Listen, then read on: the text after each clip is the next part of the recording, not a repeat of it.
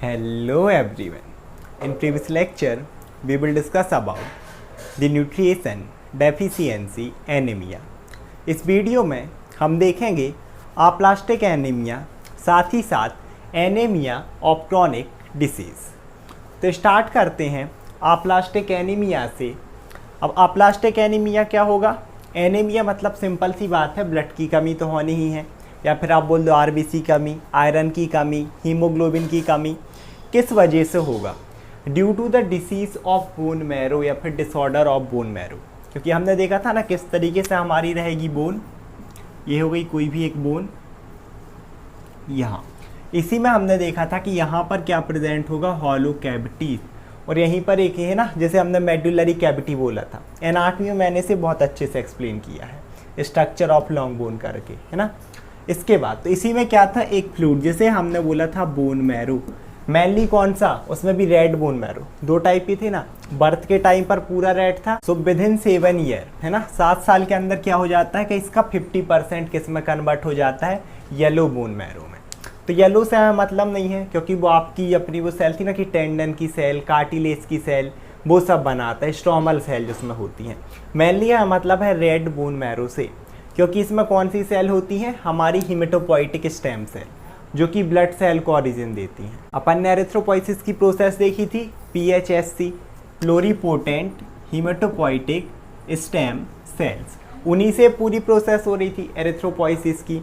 तो अगर इसी बोन मैरो में डिसीज़ है, कोई डिसऑर्डर है, तो सिंपल सी बात है इन सेल में भी क्या होगा, वो डिसीज़ होगा, डिसऑर्डर होगा, जिससे इनकी फंक्शनिंग प्रॉपर नहीं हो पाएगी, और कहीं ना कहीं हमारी क्या, RBC की कमी, इसके अलावा और भी ब्लड सेल्स की कमी, क्योंकि सारी ब्लड सेल्स यहीं से बनती हैं, चाहे रेड ब्लड सेल्स हो, इसके अलावा प्लेटलेट्स हों, वाइट ब्लड सेल्स हों, तो इससे हो जाएगा आपका एनीमिया डेवलप। सो अब देखते हैं इसके कुछ कॉमन कॉजेस है ना, किन किन कंडीशन में हो सकता है। पहला कॉज है repeated exposure of x-rays and gamma rays. जो एक्सरे आपने सुना होगा, यहाँ का एक्सरे करा लो, वहाँ का एक्सरे करा लो। पर्टिकुलरली अगर किसी एक ही पर्सन को रिपीटेडली आप एक्सरे करा रहे हो, तो ये जो रेस है ना, चाहे एक्स रेस हो या फिर गामा रेस हो, ये आपके बोन और बोन मैरो में कहीं ना कहीं क्या कर सकती है, कोई ना कोई डिसीज़ कॉज कर सकती है, इसे अफेक्ट कर सकती है। साथ ही साथ पेशेंट को तो ठीक है, पर्टिकुलरली जो वहाँ पर टेक्नीशियन होते हैं, है ना, जो कि आपको ये एक्स रेस या फिर गामा रेस के लिए बोलते हैं ना कि ट्रीटमेंट दे रहे हैं, उनमें तो और भी ज़्यादा चांसेस हैं। भले ही वो कवर करके रखते हैं ग्लव्स, बट जो एरिया उनके एरिया है ना, हम बोलते हैं उनकी बॉडी का जो एरिया कवर नहीं है, वहाँ पर उनमें ये चीज़ें होने की और ज़्यादा चांसेस हैं। चाहे आपका बोन मैरो डिसऑर्डर हो, साथ ही साथ कई बार इन रेडिएशन से कैंसर डेवलप हो जाता है ना, ड्यू टू रेडिएशंस। इसके बाद सेकेंड कॉज है ट्यूबरक्लोसिस। माइकोबैक्टीरियम ट्यूबरक्लोसिस एक बैक्टीरिया जिसे कॉज करता है। वैसे ये डिसीज़ जो है हमारे लंग्स का है, बट जब ये ना क्रॉनिक डिसीज़ है, लंबे समय तक चलने वाली बीमारी, सालों साल चल रही है, 2 साल 3 साल 5 साल, तो स्टार्टिंग में तो लंग्स को अफेक्ट करता है, फिर धीरे धीरे क्या करता है, ये आपकी बोन्स को भी अफेक्ट करने लगेगा, साथ ही साथ जॉइंट्स को, तब ये यहाँ पर इसको अफेक्ट करता है बोन मैरो को, और फिर से वही कंडीशन, सही से आपकी ब्लड सेल बनेगी नहीं। तीसरी कंडीशन है वायरल इन्फेक्शन, जो कि वायरस कॉज करे, जैसे कि हेपेटाइटिस, इन्फ्लामेशन ऑफ लिवर। अभी भी मेनली लिवर को अफेक्ट कर रहा, बट एक ज़्यादा उसमें जब अपन बोलते हैं ना कि अब डिसीज़ ज़्यादा प्रोग्रेस कर गया, तब वो आपके यहाँ पर बोन मैरो को अफेक्ट करने लगता है। और अगर हेपेटाइटिस है तो सिंपल सी बात है, मैंने क्या बताया था कि जिस पर्सन को भी हेपेटाइटिस है उसमें स्प्लीनोमेगाली बोल दो, या फिर हाइपर स्प्लेनिज्म, है ना।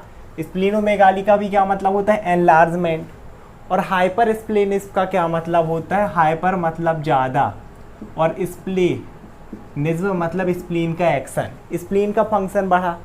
स्प्लीन क्या करती है, RBC को किल, ग्रेवयार्ड ऑफ RBC। तो RBC जितनी ज़्यादा किल हुई, RBC की हमारी बॉडी में deficiency means anaemia. Same as आपका HIV इन्फेक्शन, है ना, हमारा ह्यूमन इम्यूनो डेफिशिएंसी वायरस, जिसे अपन क्या बोलते हैं, AIDS, acquired immunodeficiency syndrome. ये वाला आप अगर स्टार्टिंग कंडीशन हम HIV वायरस बोलते हैं, बट जब एक डिसीज़ प्रोग्रेस कर जाता है तो इसे हम एड्स बोलते हैं, जिसमें आपकी इम्यूनिटी पर्टिकुलरली डिक्रीज होने लगती है। तो जिसमें एड्स होता है ना, उसमें छोटी छोटी बीमारी आपको ज़्यादा अफेक्ट करती हैं। तो इस केस में भी क्या होता है कि कहीं ना कहीं हमें एनीमिया देखने मिल जाएगा। आगे देखें तो अब देखो, इसमें अगर हम देखें तो जो भी हमारा बोले ना कि ब्लड सेल की कमी किस वजह से हो रही है, या तो इस बोन मैरो में ज़्यादातर प्रॉब्लम है, साथ ही साथ या तो आपके यहाँ पर हेपेटाइटिस था तो स्प्लीनो आपका हाइपर स्प्लेनिज्म हुआ। इसके साथ साथ हम देखें तो HIV है, ट्यूबरक्लोसिस है। RBC में कोई भी डिफेक्ट नहीं है, ऐसा नहीं है कि आपकी RBC ख़राब है या इसके अंदर का हीमोग्लोबिन में कमी है, तो RBC नॉर्मल रहेंगी, इनका साइज़ भी और इनका कलर भी। तो RBC या नॉर्मोसाइटिक सेल का जो शेप है वो नॉर्मल रहेगा। सेम एस जो कलर है, क्रोमिक मतलब मैंने होता ना कलर भी क्या रहेगा, नॉर्मल रहेगा। इसके बाद दूसरा हमारा जो टाइप है anaemia of chronic disease. Chronic disease क्या, लगातार चलने वाली डिसीज़, कोई लंबा डिसीज़ है आपको, उस वजह से अब क्या होने लगे कि आपकी RBC डिस्ट्रॉय होने लगे तब, या फिर RBC का फॉर्मेशन ना हो पाए तब भी आपको क्या हो सकता है, ये RBC की डेफिशिएंसी या फिर एनीमिया। तो पहला यहाँ पर जो हमारा कॉज है, पहली चीज़, it is second common type of anaemia. Most common क्या था, सबसे फर्स्ट आयरन डेफिशिएंसी एनीमिया, जो कि प्रेगनेंसी के टाइम पर नॉर्मल होता है। उसके बाद हमें जो सबसे ज़्यादा मिलता है that is anaemia of chronic disease. अब क्या क्या, characterised by short life span of RBC। इसमें जो RBC का लाइफ स्पेन है ना, छोटा होने लगेगा, एक तो ये कॉज है। दूसरी चीज़, RBC बनेगी भी कम, है ना। तो शॉर्ट लाइफ स्पेन का क्या मतलब है, नॉर्मल था 120 डेज़, अब किसी में 80 डेज़ हो गया, किसी में 80 दिन में ही टूट रही हैं, कोई हैं जो 100 डेज़ में, कोई हैं 50 डेज़ में ही टूट गई। तो इस तरीके से उनका डिस्ट्रक्शन ज़्यादा। कॉज देखते हैं, जैसे पहला है रिमेटॉइड अर्थराइटिस। बट को तोड़ते हैं, रिमेटॉइड अर्थराइटिस का मतलब क्या होगा। आर्थर जो वर्ड है ये निकला है पूरा आपके जॉइंट से, और आइटिस मीन्स इन्फ्लामेशन, आपके जॉइंट में सूजन होने लगी, इसे बोला जाता है रिमेटॉइड अर्थराइटिस। तो क्योंकि जॉइंट का है, जॉइंट के साथ साथ बोन को अफेक्ट करेगा, उसके बोन मैरे को। फिर से वही चीज़, RBC आपकी या तो कम बनेगी या फिर हम बोल रहे कि सही से नहीं बन रही हैं। इसके साथ साथ क्रॉनिक इन्फेक्शन, लंबे इन्फेक्शन, फिर से वही माइकोबैक्टीरियम ट्यूबरक्लोसिस क्या कॉज करता है, ट्यूबरक्लोसिस, जो कि पहले लंग्स को इफेक्ट करेगा फिर बोन को।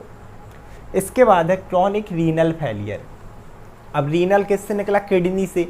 तो अगर किसी की किडनी में डिसीज़ है, किडनी सही से फंक्शन नहीं कर रही, तो किडनी का ये काम होता है एरिथ्रोपोइटिन सीक्रेट करना, एरिथ्रोपोइटिन साथ ही साथ थ्रोम्बोपोइटिन। एरिथ्रोपोइटिन एरिथ्रोपोइसिस की प्रोसेस को इंक्रीज़ करवाती है, मतलब ज़्यादा से ज़्यादा RBC बने, और थ्रोम्बोपोइटिन थ्रोम्बोपोइसिस मीन्स प्लेटलेट्स के फॉर्मेशन को इंक्रीज़ करवाती है। क्योंकि इसमें डिसीज़ है क्रॉनिक लंबे समय से, अब ना ही एरिथ्रोपोइटिन सही से सीक्रेट होगा ना ही थ्रोम्बोपोइटिन, तो RBC के फॉर्मेशन में भी डिक्रीज़ हो जाएगा, प्लेटलेट्स के फॉर्मेशन में भी डिक्रीज़ हो जाएगा, मतलब ब्लड सेल्स की कमी, और उस पर्सन में डेवलप होगा आपका एनीमिया। और किस वजह से हुआ, डिसीज़ के वजह से। That's why anaemia of chronic disease या फिर ड्यू टू क्रॉनिक डिसीज़। इसके बाद इसमें भी अब देखो RBC कैसी रहेंगी, नॉर्मोसाइटिक और नॉर्मोक्रोमिक।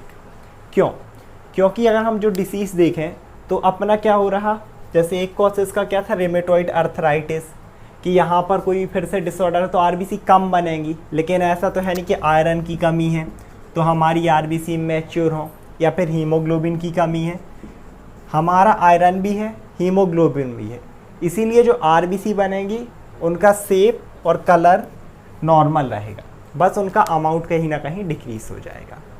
आई होप आप लोग वीडियो समझ में आया होगा। Thank you so much everyone.